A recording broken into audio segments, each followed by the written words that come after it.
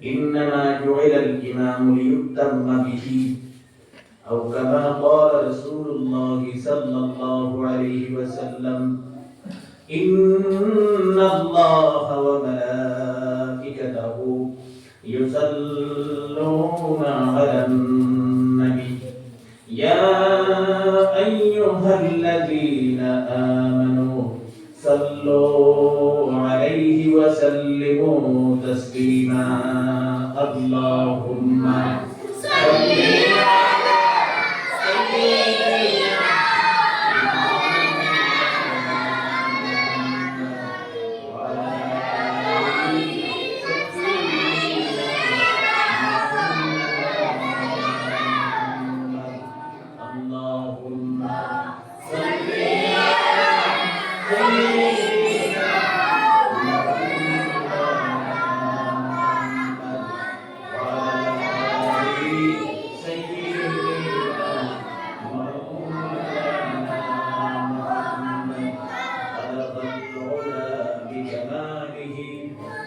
الدجى بجماله حسنت جميع خصاله صلوا عليه وآله بلغ العلا بكماله كشف الدجى بجماله حسنت جميع خصاله صلوا عليه وآله আজকের এই মাসিক খানকাহের সম্মানিত সভাপতি হযরত মাওলানা শাহিদ আহমদ সাহেব দামাত বরকাতুহুম দেখুন হযরত উলামায়ে কেরাম মুরব্বিগণ যুবক ভাইরা হযরতে আমার উস্তাদ মুহতারাম হযরত মাওলানা সাহাবুদ্দিন সাহেব দামাত বরকাতুহুম তিনি উপস্থিত হবেন ইনশাআল্লাহ আল্লাহ পাক সহি সালামতে উপস্থিত হওয়ার তৌফিক দেন সকলে বলি আমিন অত্যন্ত সুসংবাদ আপনাদের জন্য যে এখানে মাসিক খানকাহের আয়োজন করা হয় নিশ্চয় আল্লাহ পাক এই জমিনকে কবুল করেছেন সেই জন্য দিনী মাহফিল বা মাজলিসের আয়োজন করা হয় অনেক মাহফিল অনেক মাজলিস সভা সমিতি পৃথিবীর জমিনে চলছে আপনারা দেখেন যে বিভিন্ন ধরনের সভা সমিতি মাহফিল পৃথিবীর জমিনে চলতেছে কোন মাজলিস কোন সভা সমিতি বা কোন মাহফিলে আল্লাহ পাক মাফ করে দেবেন সেই ওয়াদা করেন না মাহফিলতের গ্যারান্টি দেন না কিন্তু এই ধরনের মাহফিলে যদি আমরা কিছুক্ষণ সময় বসতে পারি তাহলে আমাদের জীবনের যাবতীয় গুনাহ আল্লাহ পাক maaf করে দেবেন সুবহানাল্লাহ সুতরাং প্রত্যেককে খিদমতে অনুরোধ করব যত ব্যস্ত থাকি না কেন সমস্ত ব্যস্ততাকে পিছনে ছেড়ে দিয়ে আমরা নবীজির দিনী মাহফিলে এসে বসার চেষ্টা করব আল্লাহ পাক প্রত্যেককে তৌফিক দিন এই ব্যস্ততম পৃথিবী মানুষ খুব বিজি খুব ব্যস্ত বর্তমান সময়ে পৃথিবীর মানুষ কেউ কাজে কামে ব্যস্ত কেউ চাকরি নকরি ব্যবসা বাণিজ্য ইত্যাদিতে ব্যস্ত কেউ মোবাইল নিয়ে ব্যস্ত বেশিরভাগ বর্তমান সময়ে 90% মানুষ মোবাইল নিয়ে ব্যস্ত কোনো কাম কাজ নেই ঘরে প্রত্যেকে মোবাইল আছে অথচ একটা ঘরে একটা মোবাইল হলেই আমাদের প্রয়োজন মিটে যায় কিন্তু এক একজনের দুইটা তিনটা মোবাইল আছে আমি মোবাইলের আলোচনা করব না এই মোবাইলের মাধ্যমে ফিতনা গুনাহের কাজ পৃথিবীর জমিনে ছড়িয়ে পড়ছে কোরআনে কারীম তিলাওয়াত বন্ধ করে দিয়েছে দূরে যাওয়ার প্রয়োজন নেই আপনার গ্রামে আপনি ছোট থাকতে হয়তো শুনতে পেতেন ফজরের নামাজের পরে কোরআনে কারীম তিলাওয়াতের আওয়াজ মাগরিবের পরে বিভিন্ন ঘর থেকে কোরআনে কারীমের তিলাওয়াতের আওয়াজ আসতো বর্তমান সময়ে সেই আওয়াজ আর আসে না নিউজ নাটক কমেডি জোকস ইত্যাদির আওয়াজ আসে সেটা আসলে কিয়ামতের আলামত নবী সাল্লাল্লাহু আলাইহি ওয়াসাল্লাম আজ থেকে প্রায় 1500 বছর আগে হাদিসের মধ্যে সেই কথা বলে গিয়েছেন এমন এক সময় আসবে সমস্ত পৃথিবী মানুষের হাতের মুঠোয় চলে আসবে মানুষ যা চাইবে ঘরে বসে বোতাম টিপে বটন টিপে মানুষ করতে পারবে। আর এই সময় এখন চলছে। আপনি এখানে বসে আমেরিকা, সৌদি, কাতার, লন্ডন আপনার ছেলে মেয়ে আছে, তার সাথে দেখে দেখে কথা বলতে পারবেন। দূরত্ব কমে গেছে। নবীজি হাদিসে বলছেন যে দূরত্ব কমে যাবে, এমন সিস্টেম পৃথিবীর জমিনে আবির্ভাব হবে। এই যে বিজ্ঞান যে বস্তুগুলি আবিষ্কার করেছে সেটা সেইগুলি অসাধারণ বস্তু। আর আল্লাহ রাসূল সাল্লাল্লাহু আলাইহি ওয়াসাল্লাম আজ থেকে প্রায় 1500 বছর আগে এই কথা বলে দিয়েছেন। সুবহানাল্লাহ। চিন্তা করেন, বেহায়াই বেপনা পৃথিবীর জমিনে বেড়ে যাবে, আর অবশ্যই বেড়ে গেছে। আমি সংক্ষেপে আলোচনা করব, দীর্ঘ আলোচনা করব না। শারীরিক দিক দিয়ে অসুস্থ ঘন্টা খানিক সময় আলোচনা করব। মানুষের আমরা দেখতে পেয়েছি নামাজের সংখ্যা আগে থেকে বাড়ছে। মুরব্বীরা অনুমান করতে পারবেন, আপনার বয়স্ক মানুষ আগের তুলনায় হয়তো নামাজের সংখ্যা বেড়েছে, কিন্তু প্রকৃত নামাজের সংখ্যা কমেছে। প্রকৃত অরিজিনালি আসল নামাজের সংখ্যা কমেছে। বর্তমান সময়ে মানুষ নামাজে পড়ে মিথ্যা বলে, নামাজে পড়ে চুরিও করে, নামাজে পড়ে সুদ খায়, নামাজে পড়ে গুনাহ করে, নামাজে পড়ে গীবত করে, নামাজে পড়ে চুগলখড়িও করে, নামাজে পড়ে জমিনে গিয়ে আইনও ফেলে। এমন মানুষ নেই সমাজে? অসংখ্য অহরহ মানুষ পাবে। বেশিরভাগ মানুষ, আমি প্রত্যেকের কথা বলছি না, কিন্তু বেশি সংখ্যক মানুষ এই সমস্ত গুনাহে লিপ্ত। বিচার করে পক্ষাপক্ষি করে বিচারের রায় দেয়, বিচার করে ঘুষ নেয় বিচারের রায় দেয়। তার ফ্যাশন হয়ে গিয়েছে, তার আমল হয়ে গিয়েছে এমন কিছু মানুষের, যে মানুষগুলি বিচারের ফয়সালা দেয়, টাকা নেয়, ঘুষ নেয়, আর এই তার ফ্যাশন রুজি রোজগারের ব্যবস্থা হয়ে গেছে। মানে আর কোনো কাজ কাম করে না, এই বিচার করে ঘুরে আর চতুর্দিকে বেড়ায় আর বিচার করে, আর এই থেকে যা ঘুষ নেয় টাকা পায় সেইটা তার রুজির মাধ্যম হয়ে গেছে। এমন সংখ্যক মুসলমানের মধ্যে মানুষ আছে। অথচ সম্পূর্ণ টাকাগুলি হারাম। আল্লাহর কসম, এই মসজিদে বলছি, বসে বলছি, এই সম্পূর্ণ টাকাগুলি হারাম। দালাল, এত দালালির অবস্থা বেড়েছে। আপনার জমিন বিক্রি করবেন, উনি জমিন কিনবেন। আমার সমস্যা কি? আপনার জমিন বিক্রি করবেন, ওনার টাকা আছে, উনি কিনবেন। কিন্তু বর্তমান সময়ে আপনি দালাল ছাড়া জমিন বিক্রি করতে পারবেন না, কিনতেও পারবেন না। আপনি 12 বছর ঘুরবেন, জমিন বিক্রি করতে পারবেন না, জমিন কিনতেও পারবেন না।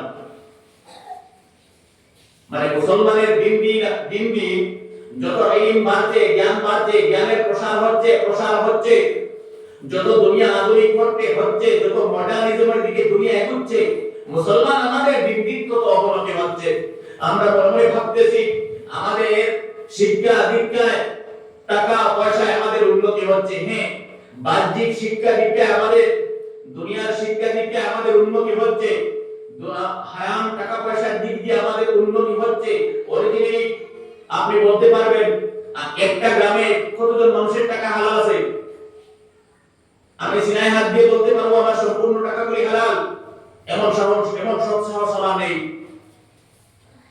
সেই কথা নবী করিম সাল্লাল্লাহু আলাইহি ওয়াসাল্লাম আজ থেকে 1500 বছর আগে বলে দিয়েছেন। নবীজি বলছেন, আমার উম্মতেরা পৃথিবীর জমিনে এমন এক সময় আসবে যে টাকা ইনকাম করবে, রুজি করবে, হারাম দিয়ে না হালাল পথ দিয়ে, সেটা বিচার করবে না। শুধু টাকাই টাকা, শুধু টাকা আর টাকা আমার উম্মত চাইবে। আজকে মুসলমানের ছেলে ইয়াবা ট্যাবলেটের ব্যবসা করছে, মুসলমানের ছেলে মদের ব্যবসা করছে, মুসলমানের ছেলে গাঁজার ব্যবসা করছে, মুসলমানের ছেলে অবৈধ ব্যবসা করতেছে, বিভিন্ন খেলায় ব্যস্ত, পাবজি, ফ্রি ফায়ার ইত্যাদিতে ব্যস্ত। এইগুলাও তো গুনাহে কবিরা, হারাম। আমরা মুসলমান মানে অসংখ্য গুনাহে লিপ্ত। আমার এই কথা, আমি মূল আলোচনা, আমার অন্যটা আমি আলোচনা যাবো ইনশাআল্লাহ। এই কথা বলার মূল উদ্দেশ্য হলো যে আমরা মুসলমান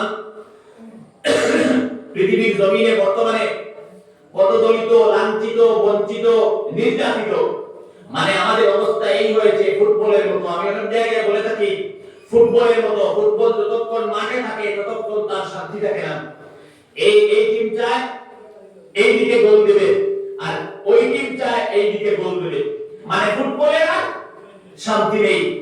এই অবস্থা আমাদের হয়ে গিয়েছে।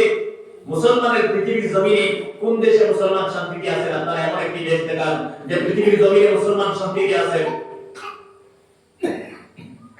যুবক ভাইয়েরা, এই সব অশান্তি এবং উচ্ছৃঙ্খলতার মূল আমরা নিজেরা নিজেদের পায়ে কোড়াল দিয়ে আঘাত করতেছি। আমরা নিজেরা নিজেদের পায়ে কোড়াল দিয়ে আঘাত করতেছি। আমার মুখের কথা না, আল্লাহ পাক বলতেছেন, যাহারাল ফাসাদু ফিল বাররি ওয়াল বাহর বিমা কাসাবাত আইদিন নাস। আল্লাহ পাক বলেছেন, পৃথিবীর জলস্তরে, পাহাড়ে, পর্বতে যত সব বলা মুসিবত, বিপদ আপদ মুসলমান তোমাদের উপর সব নিজ হাতের কামাই। গুনাহ করেছো, তার পরিণাম আমি দিয়েছি। নাউযুবিল্লাহ। অন্য আয়াতে আল্লাহ পাক বলতেছেন, ওয়া ইয়াফু আন কাসীর, যত গুনাহ করেছো সব গুনাহ যদি আমি আল্লাহ পাক অক্ষরে অক্ষরে ধরতাম আর তার পরিণাম দেওয়া শুরু করতাম, পৃথিবীর জমিনে গুনাহের কারণে, আমার আযাবের কারণে তোমরা মরে যেতে, ধ্বংস হয়ে যেতে।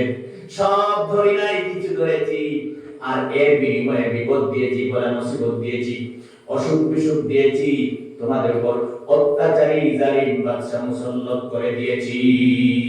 সব যদি আমি ধরতাম, পৃথিবীর জমিনে মুসলমান পা রাখতে পারতাম না। শুধুমাত্র নবীজির দোয়ার বরকতে এখনো পৃথিবীর জমিনে মুসলমান দাঁড়িয়ে আছি। নবীজি দোয়া করেছেন, আল্লাহ তাআলা আমার উম্মতেরা গরীব হবে, কমজোর হবে, আমার উম্মত গুনাহগার উম্মত হবে, আমার উম্মতদেরকে, পরবর্তী উম্মতদেরকে যেভাবে গুনাহের কারণে একসাথে গজব দিয়ে ধ্বংস করে দিয়েছেন আল্লাহ, আমি মুহাম্মদ সাল্লাল্লাহু আলাইহি ওয়াসাল্লামের উম্মতদেরকে এইভাবে একসাথে গজব দিয়ে ধ্বংস করবেন না। নবীজির দোয়াকে আল্লাহ পাক মঞ্জুর করে নিয়েছেন। সেই জন্য এখনো পৃথিবীর জমিনে অসংখ্য গুনাহ করার পরেও আমরা মুসলমান দাঁড়িয়ে আছি। নইলে মুসলমান কোন দিন আমরা সর্বনাশে ধ্বংস হয়ে যেতাম। নবীজির দোয়ার বরকতে আমরা এখনো পৃথিবীর জমিনে দাঁড়িয়ে আছি। আমাদের ভাগ্য ভালো, আমাদের কপাল ভালো। আগে নবীরা, নবীদের উম্মতেরা গুনাহ করলে পরে গুনাহ করার কারণে চেহারা, সুরত, ফেস কাটিং পরিবর্তন হয়ে যেত। নাউযুবিল্লাহ। আমরা মুসলমান অনেক গুনাহ করি, কিন্তু আমাদের কোনদিন জীবনে ফেস কাটিং, চেহারা পরিবর্তন হয় না। কোনদিন কি আমাদের চেহারা কুকুরের মতো হয়েছে? কোনদিন কি কোন মুসলমানের চেহারা শুয়োরের মতো হয়েছে? কোনদিন কি কোন মুসলমানের চেহারা গাধার মতো হয়েছে? না, হয় নাই। কিন্তু আগের নবীদের উম্মতদের হয়ে যেত গুনাহ করলে পরে, মানে একটা ক্যাটাগরি ছিল, এ বি সি ডি যেভাবে ক্যাটাগরি আছে, এইভাবে একটা ক্যাটাগরি ছিল যে এই পরিমাণ গুনাহ করলে পরে এই পশুর সুরত তার চেহারা হয়ে যাবে, এই ধরনের ক্যাটাগরি ছিল। নবীজি দোয়া করেছেন, হে আল্লাহ তাআলা আমার উম্মত গরীব হবে, কমজোর হবে, পাহাড়ে যাবে, দরিয়ায় যাবে, দেশে দেশান্তরে যাবে, খালে বিলে যাবে, টাউনে বন্দরে যাবে, রুজি রোজগার করবে। আমার উম্মত গুনাহগার হবে, আল্লাহ গুনাহ করবে। আমার উম্মতের গুনাহের কারণে আপনি চেহারা পাল্টাইয়া দেবেন না। নবীজির দোয়া সঙ্গে সঙ্গে আল্লাহ পাক মঞ্জুর করে নিয়েছে। যদি আল্লাহ পাক কবুল করতেন না, আমাদের চেহারা পরিবর্তন হয়ে যেত। কোন গুনাহ আমি করেছি, মানে অমুক পশুর সুরত আমার হয়ে যেত, আপনারা বুঝতে পারতেন সাসা ওটা গুনাহ করিয়াছে, লাগি ওই পশুর চেহারা আপনার হয়ে গেছে। আমার এই কথা বলার মূল উদ্দেশ্য হলো, বর্তমান সময়ে যুব সমাজ আমাদের অধঃপতন হচ্ছে, আমরা বিপদে পরিচালিত হচ্ছি। এই আল্লাহ পাকের একটি নিয়ামত এবং বিজ্ঞানের আশীর্বাদ, এই যে টেকনোলজি, মোবাইল আবিষ্কার হয়েছে, আল্লাহ পাকের নিয়ামত। আল্লাহ পাক মানুষের মাথায় জ্ঞান দিয়েছেন আর বিজ্ঞানের আশীর্বাদ অবদান। সেই মোবাইলটাকে আমরা সৎ পথে ব্যবহার করার কথা ছিল, কিন্তু আজকে 90% মুসলমানের যুবক যুবতী এই টেকনোলজিকে আমরা মিসইউজ করতেছি, এই মোবাইলকে অপব্যবহার করতেছি, আর গুনাহর দিকে আমরা দিন দিন চলে যাচ্ছি। নামাজ থেকে আমরা গাফিল, কোরআনে কারীম থেকে মুসলমানের যুবক যুবতী তিলাওয়াত থেকে গাফিল, দ্বীনের আলোচনা শোনা থেকে মুসলমানের যুবক যুবতী গাফিল। মুসলমানের যুবক যুবতী মোবাইলে গান নিয়ে ব্যস্ত, নাটক নিয়ে ব্যস্ত, জোকস নিয়ে ব্যস্ত, রিলস নিয়ে ব্যস্ত, মোবাইলে বিভিন্ন ধরনের গুনাহ নিয়ে ব্যস্ত। আর এই জন্য মুসলমান আমাদের উপর আল্লাহ পাক গজব নাযিল করতেছেন। সেই জন্য আমার বিশেষ অনুরোধ থাকবে যুব সমাজের প্রতি, আমরা আপনারা এই মসজিদে মাসিক একটি হালকা আয়োজন করেছেন। আমি সাধুবাদ মুবারকবাদ জানাই এই এলাকার যুবক ভাইদেরকে উদ্দেশ্য করে। এই যুবক ভাইরা ঘরে থাকবেন না, বাড়ি করে থাকবেন না, রাস্তাঘাটে থাকবেন না। প্রত্যেক যুবক ভাইদের প্রতি আমার করজোড়ে আহ্বান থাকবে, এই খানকাহে এসে যাবেন। খানকা বস্তুটি কি? খানকা বস্তু কি? আমাদের কলব পরিশুদ্ধ করার স্থান বা জায়গা। আমাদের কলবে জঙ্গার পড়ে যায়, মরিচিকা পড়ে যায়। সেই জঙ্গার মরিচিকা আল্লাহ পাকের ওলিগণ ওলামায়ে কেরামগণ এই মজলিসে তাশরীফ আনবেন। এদের সুহবতে, এদের মজলিসে বসলে পরে আমাদের মনের মরিচিকা জঙ্গার দূর করে আল্লাহ পাক দেবেন। আর ওয়াজ শুনতে ভালো লাগবে, জিকির করতে ভালো লাগবে, নামাজ পড়তে ভালো লাগবে, পিতামাতার কথা শুনতে ভালো লাগবে, পিতামাতার খিদমত করতে ভালো লাগবে। এমন মন মানসিকতা এই খানকাহের বদলা আল্লাহ পাক আমাদের অন্তরে তৈরি করে দেবেন। আল্লাহ পাক যেন কবুল করেন, বলি আমিন। অনেক ফায়দা হয় ভাই এই ধরনের মজলিসে বসলে পরে। কোন কোন মানুষ বলে থাকেন খাইয়া কাম নাই। আমি সিলেটি ভাষায় বলতেছি, কোন কোন মানুষে কয় যে খাইয়া কাম নাই, প্রত্যেক মাসে তারা একবার খানকা শুরু করে দিয়েছে, আমি তার খাইয়া কাম নাই। এ বুঝছে না, আসলে মানুষটা বুঝতে পারে নাই এর তাৎপর্য, মাহাত্ম্য, গুরুত্ব, তার অরিজিনালিটি এই মানুষটা বুঝতে পারে নাই। এই অরিজিনালিটি কি? নবীজি হাদিসে বলেছেন, ওলামায়ে কেরামের মজলিসে বসলে পরে, পীর বুজুর্গদের মজলিসে বসলে পরে, এই যে সুন্নাহর সময় এসেছে আমাদের দেশে সুন্নাহর সিজন এসেছে। এই সুন্নাহর সময় আমাদের দেশের জমিগুলি থেকে চৌচির হয়ে যাবে। আমাদের খাল, নালা, পুকুর, বিল সব হাওর শুকিয়ে যাবে। আমাদের জমিন, এই শুকনা জমিনগুলি, যে জমিনে এতটুকু পর্যন্ত জল ছিল আপনাদের আশেপাশের জমিনে, কিন্তু এমন এক সময় আসবে শুকনার সময় জমিনগুলি ফেটে বড় বড় ফাঁক দিয়ে দেবে। সুবহানাল্লাহ। এই অবস্থা হবে না? এই অবস্থা হবে আমাদের জমিনে। নবীজি হাদিসে উদাহরণ দিতেছেন। বিশ্ব নবীজি বলেছেন, এই শুকনা জমিন যে মরে গেছে, এই জমিন কিভাবে জীবিত হবে? দুনিয়ার কোন সরকার পানি ঢেলে দেয় না, দুনিয়ার কোন ডাক্তার, চিকিৎসক, আলিম উলামা শুকনা জমিনে পানি ঢেলে দেন না। আল্লাহ পাক যিনি রহমান রহিম, আকাশ থেকে রহমতের বৃষ্টি বর্ষণ করে শুকনা জমিনকে আবার পুনরুজ্জীবিত করে দেন। ঠিক তেমনি ভাবে নবী হাদিসের মধ্যে বলতেছেন, গুনাহ করতে করতে আমাদের মন মরে গেছে। পৃথিবীর জমিন যেভাবে মরে গেছে, ফেলে গেছে, আমাদের মন মরে গেছে। আলিম ওলামার মজলিসে বসবেন, কথা শুনবেন, কোরআন হাদিসের আমাদের মনকে, অন্তরকে, কলকে আল্লাহ ঈমানের রূপ দিয়ে আবার জীবিত করে তরতাজা করে দেবেন। সুবহানাল্লাহ। সেই জন্য আলিম ওলামার মজলিসে, পীর বুজুর্গদের মজলিসে বলা একান্ত আবশ্যক, জরুরি। আমি প্রত্যেককে অনুরোধ করে উদ্দেশ্য করে বলবো, বিশেষ করে যুবক ভাইদেরকে, বাড়ি ঘরে রাস্তাঘাটে না থেকে যত সম্ভব তাড়াতাড়ি আপনারা মজলিসে এসে বসে যান। আল্লাহ পাক যেন তৌফিক দিন, বলি আমিন। আর মা বোনদেরকে উদ্দেশ্য করে বলবো, আপনারা রান্না বান্না সেরে আপনারা গল্প গুজবে কথাবার্তায় থাকবেন না। আপনারা বারান্দায় অথবা ঘরে নির্জন স্থানে বসে দিনী আলোচনা শোনার চেষ্টা করবেন, আমল করার চেষ্টা করবেন। আল্লাহ পাক যেন তৌফিক দিন, বলি আমিন। মা বোনদের সম্পর্কেও কিছু আলোচনা করবো ইনশাআল্লাহ। আমি যে আয়াত পড়েছিলাম সংক্ষেপে তেলাওয়াত করব। আল্লাহ পাক বলতেছেন, ওয়াজআলনা লিল মুত্তাকিনা ইমামা। আল্লাহ পাক বলতেছেন ইমামদেরকেও, আল্লাহ পাক বলতেছেন এই জন্য ইমামদেরকে আল্লাহ পাক দায়িত্ব দিয়েছেন পৃথিবীর জমিনে। ইমামদেরকে অনুসরণ করতে হবে। মুত্তাকিন মানুষের জন্য আল্লাহ পাক ইমাম বানিয়ে দিয়েছেন।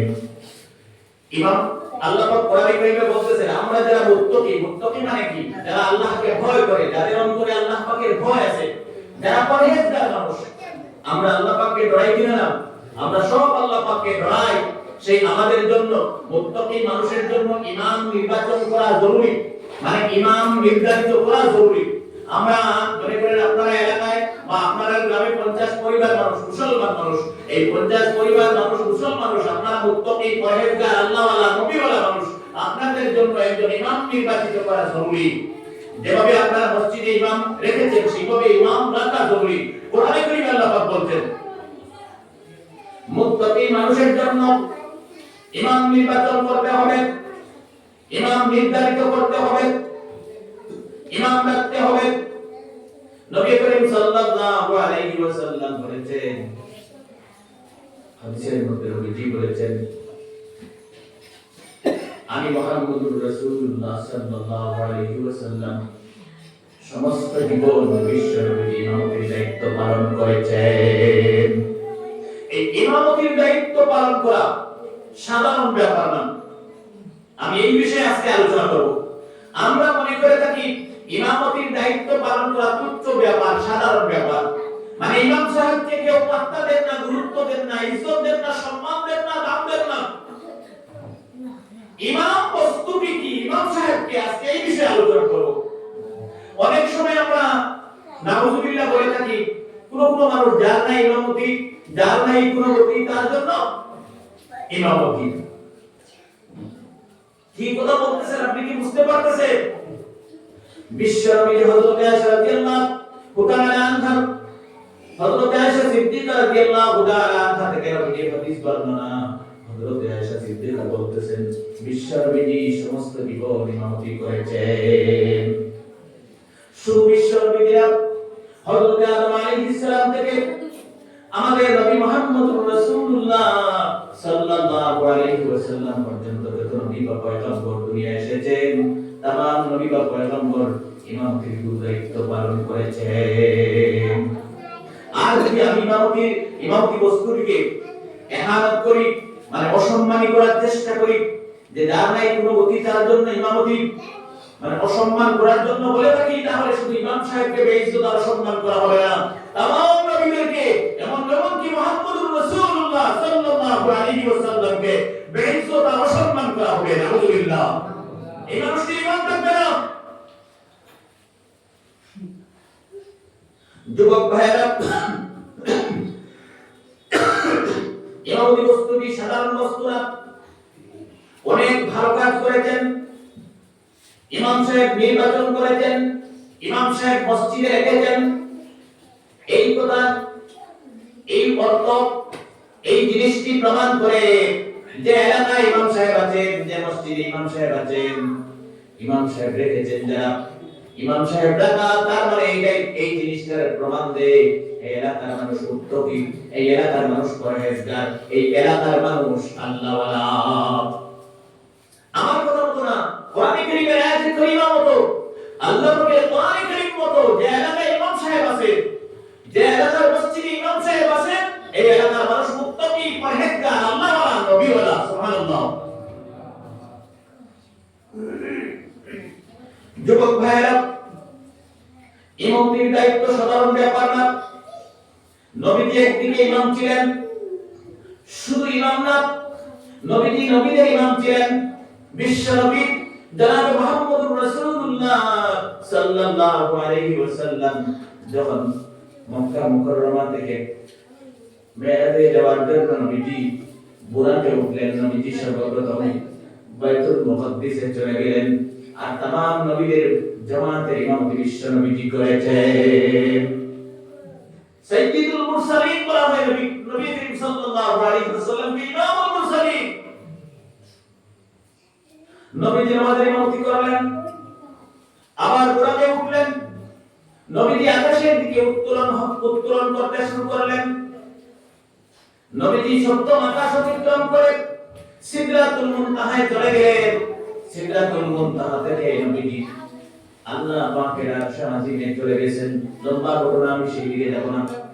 এই কথা বলার মূল উদ্দেশ্য হলো বিশ্ব নবীজি সমস্ত জীবন ইমামতির দায়িত্ব পালন করেছেন।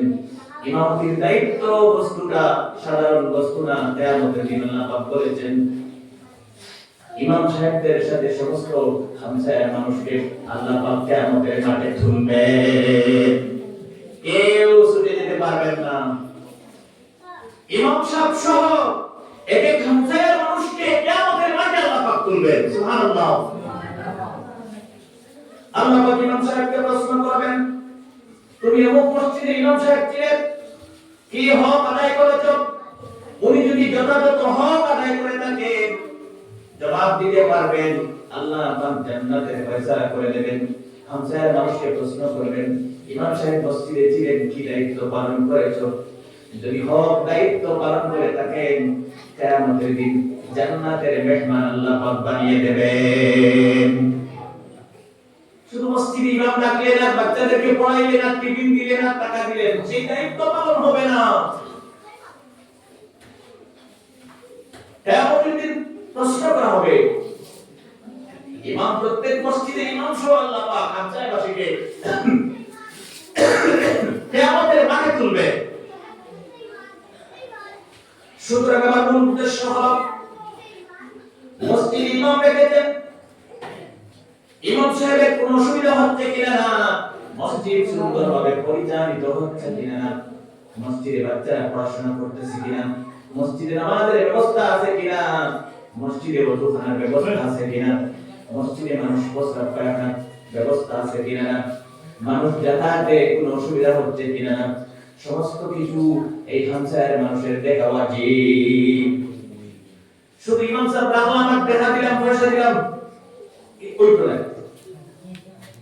দেখতে লাগবো মসজিদে বাচ্চারা সুন্দর করে পড়াশোনা শিখের নিফা ওয়ারমি, মানুষ নামাজ আর এই সমাজের সুব্যবস্থা আছে নি, ওযুখানার ব্যবস্থা আছে নি, মানুষ এই ইস্তিনজা টয়লেটের ব্যবস্থা আছে নি, যাওয়া মানুষের কোনো অসুবিধা হয়নি, রাস্তাঘাট ঠিক আছে নি, এই হামসায়ের মানুষের দেখা ওয়াজিব।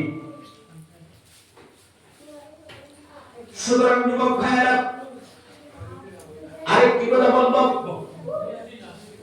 আমার কথা আপনারা খারাপ পাবেন না।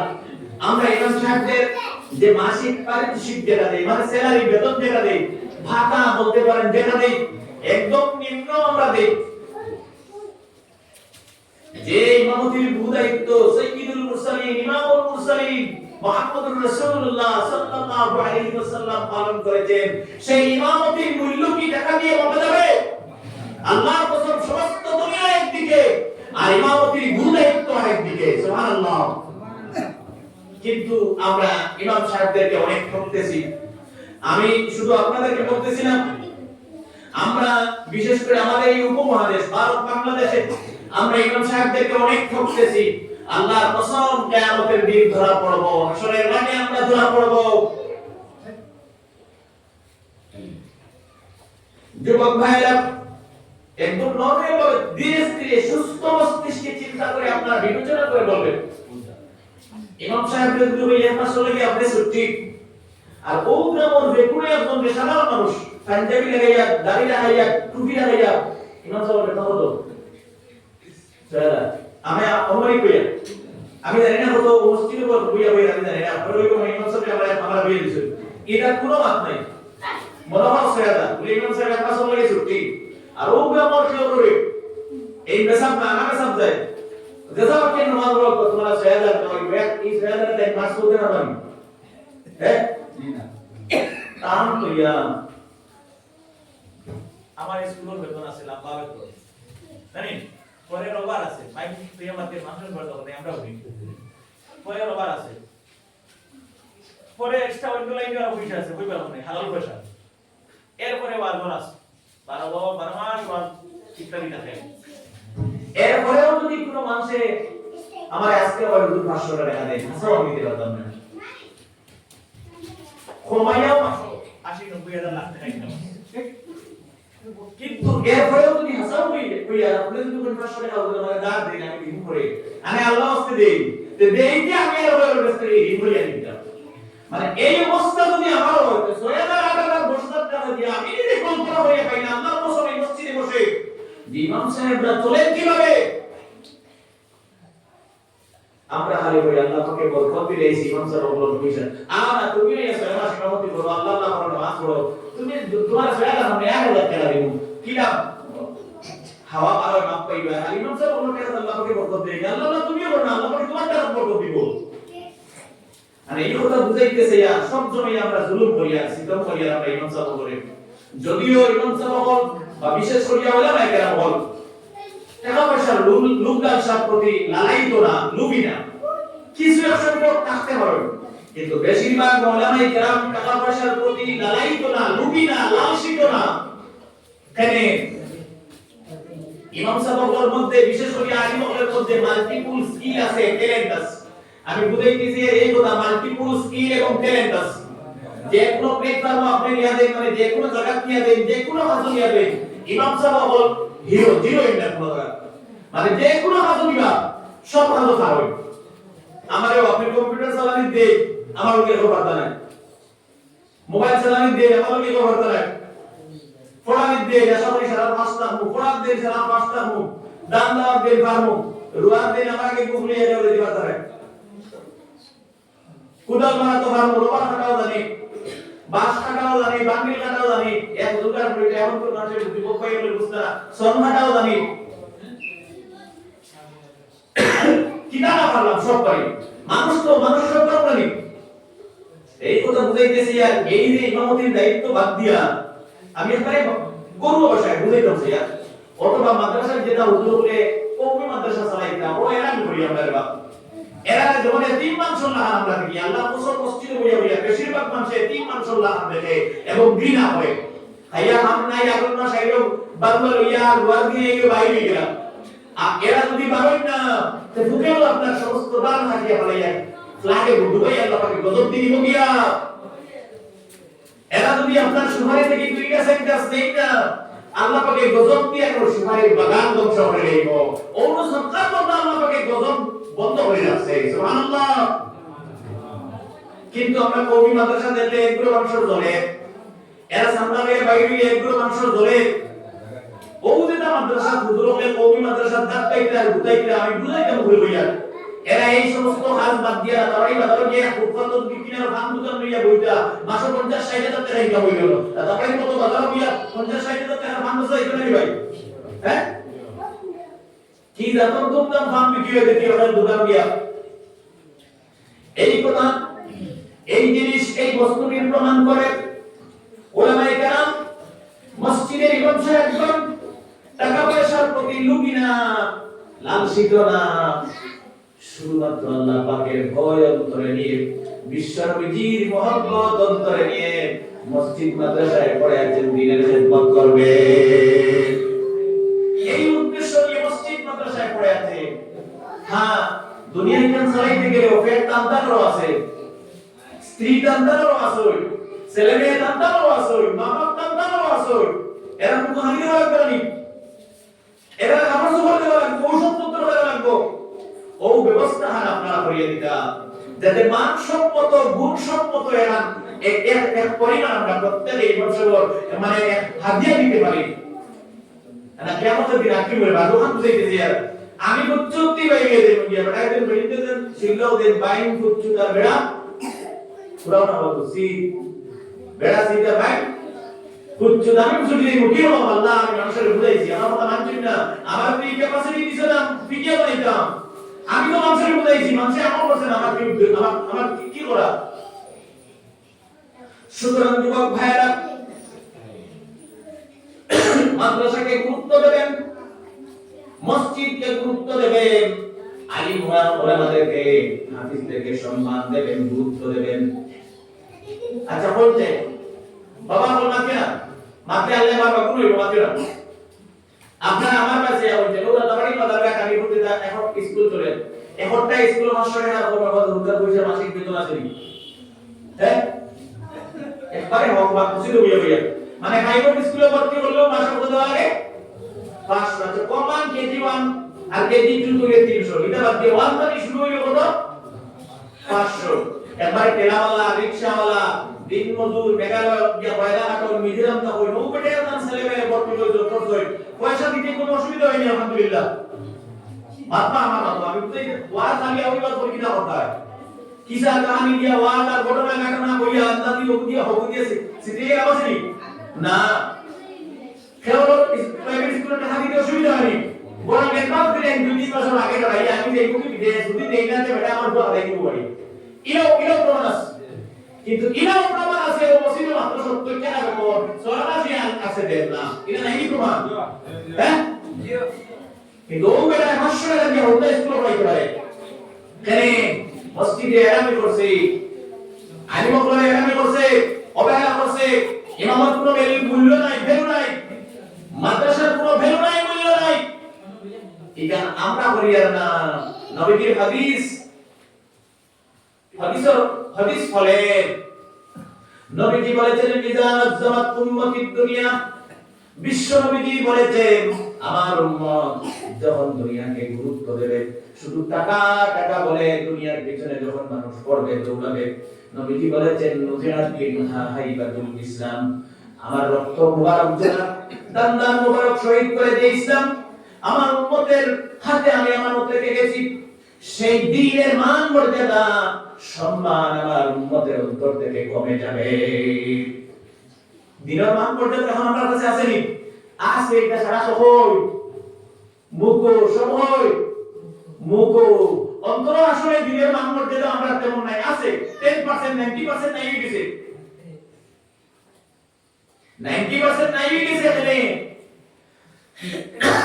খালি আলোচনা লম্বা আমি সংক্ষেপ করব এখানে বুঝার চেষ্টা করব নবী কি বলেছেন অরিজিনাল খাঁটি উম্মত যদি আমার কোন মানুষ সঙ্গে হয় তাহলে তার ছেলে মেয়ে থেকে তার পিতা মাতা থেকে তার সন্তান সন্ততি থেকে তার সমস্ত সম্পত্তি থেকে সমস্ত দুনিয়া থেকে এমনকি নিজের প্রাণের চেয়ে মসজিদ মাদ্রাসার সাথে মহব্বত বেশি হতে হবে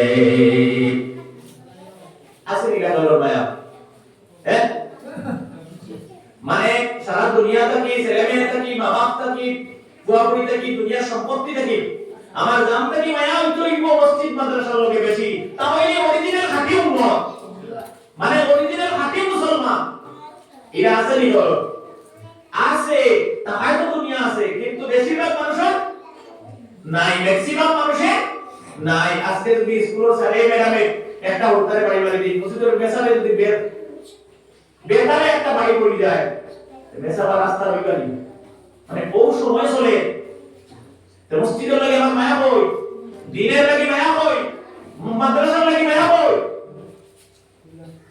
সুতরাং যুবক ভাইরা নবীজি বলেছেন আমার উম্মত এতক্ষণ পর্যন্ত পূর্ণ মুমিন হতে পারবে না যতক্ষণ মসজিদ মাদ্রাসার সাথে তার প্রাণের চেয়ে মহব্বত বেশি হবে না যদি মসজিদ মাদ্রাসা আলিম ওলামার সাথে তার প্রাণের চেয়ে বেশি মহব্বত হয়ে যায় তাহলে বোঝা যাবে অরিজিনাল খাঁটি মুসলমান হয়ে গেছে নাইলে তো পাইকারি মুসলমান ওদের নাম রাখছি আমরা মুসলমান আর ও হিসেবে আমরা মুসলমান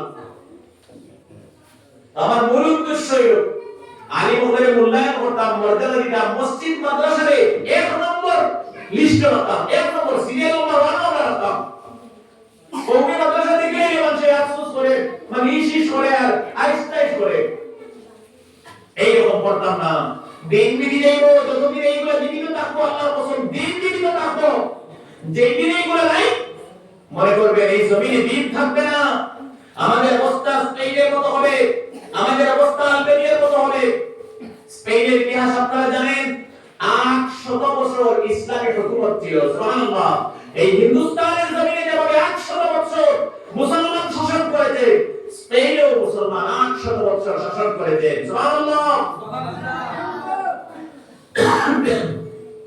এখন গুগল মার্কেটে কি কত পার্সেন্ট মুসলমান স্পেনেও 5% বা 2% পাইবা যে দেশে 100% মুসলমান ছিলেন এখন কত পার্সেন্ট বেস্ট 5 থেকে 10% পাবেন কি অবস্থা হলো মুসলমান মসজিদ মাদ্রাসার লোক ছেড়ে দেওয়া শুরু করেছেন আমরা যেভাবে মসজিদের গুরুত্ব দেই না মাদ্রাসার গুরুত্ব দেই না আলিম ওলামার মর্যাদা দেই না এইভাবে স্পেনের মুসলমান শুরু করে দিয়েছিলেন ধীরে ধীরে আল্লাহ পাক স্পেনের জমিন থেকে দ্বীন ইসলামকে বিদায় করে দিয়েছেন আর আল্লাহ পাক স্পেনের জমিনের মুসলমানগুলিকে সব মুসলমানকে খ্রিস্টানে পরিণত করে দিয়েছেন সব খ্রিস্টান হয়ে গেছে ইহুদ নাসারা হয়ে গেছে আর সব মসজিদ মাদ্রাসা ধ্বংস হয়ে গিয়েছে এই দ্বীন ইসলাম বিদায় হয়ে যাবে মসজিদ মাদ্রাসা যদি জীবিত না থাকে।